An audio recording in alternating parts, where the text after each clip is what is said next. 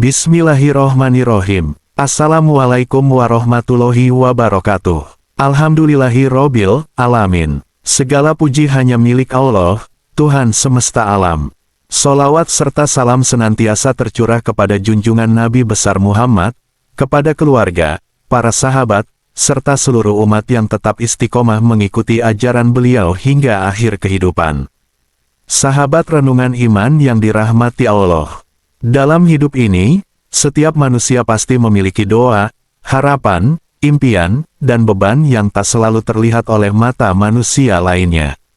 Ada yang diuji dengan rezeki yang sempit, ada yang diuji dengan kesehatan, ada yang diuji dengan keluarga, ada pula yang diuji dengan rasa gelisah, khawatir, dan cemas meski harta melimpah. Setiap manusia memiliki kisah masing-masing, namun Allah menyediakan satu jalan istimewa bagi mereka yang ingin mencari ketenangan, pertolongan, dan kemudahan darinya. Jalan itu bernama sholat tahajud. Tahajud adalah ibadah istimewa, bukan karena panjang bacaannya atau banyak rakaatnya, tetapi karena ia dilakukan di saat manusia lain sedang terlelap, di saat dunia sunyi, di saat hati lebih jujur, dan di saat doa lebih tulus. Allah berfirman dalam surah Al-Isra, ayat 79, bahwa tahajud adalah jalan menuju makam mahmudah, kedudukan yang dipuji di sisi Allah. Artinya, siapa yang menjaga tahajud, Allah akan mengangkat kehidupannya, bukan hanya di akhirat, tapi juga di dunia. Sahabat renungan Islam, salah satu rahasia terbesar orang yang bangun di sepertiga malam terakhir adalah ketenangan jiwa.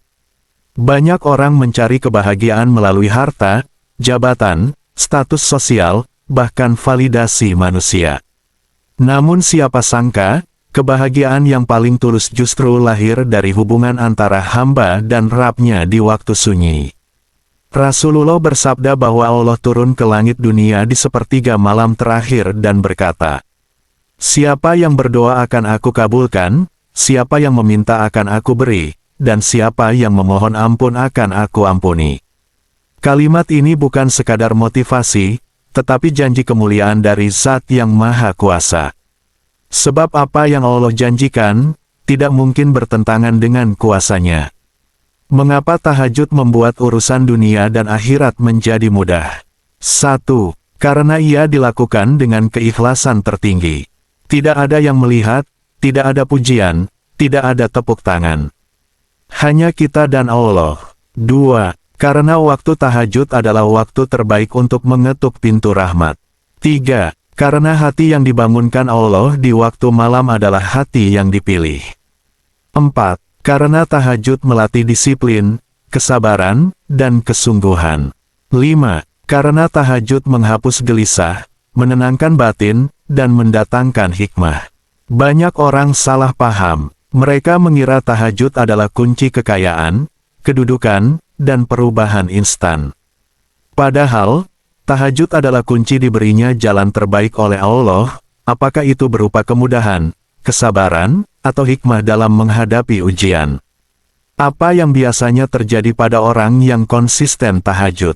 Tidak semua mukjizat hadir dalam bentuk materi.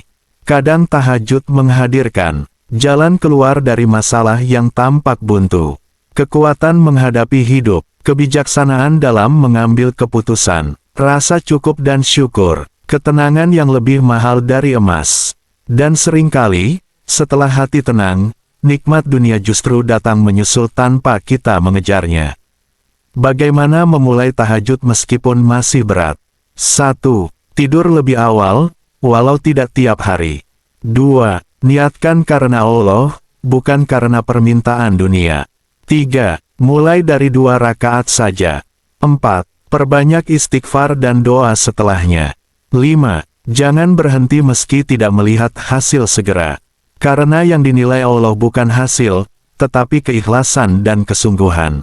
Sahabat, ketahuilah, Allah tidak pernah lalai melihat perjuanganmu. Allah tidak pernah tuli terhadap doa-doamu. Allah tidak pernah lupa terhadap air mata sabarmu. Jika manusia mengecewakanmu, maka Allah lah tempat kembali yang paling benar. Bangunlah saat dunia terlelap, menangislah saat dunia terdiam, karena saat itu, Allah memandangmu dengan kasih-Nya yang paling dekat. Semoga Allah jadikan kita hamba yang terbiasa bangun di malam hari, bukan karena gelisah memikirkan dunia, tetapi karena rindu berbicara dengannya. Amin ya robbal alamin. Wassalamualaikum warahmatullahi wabarakatuh.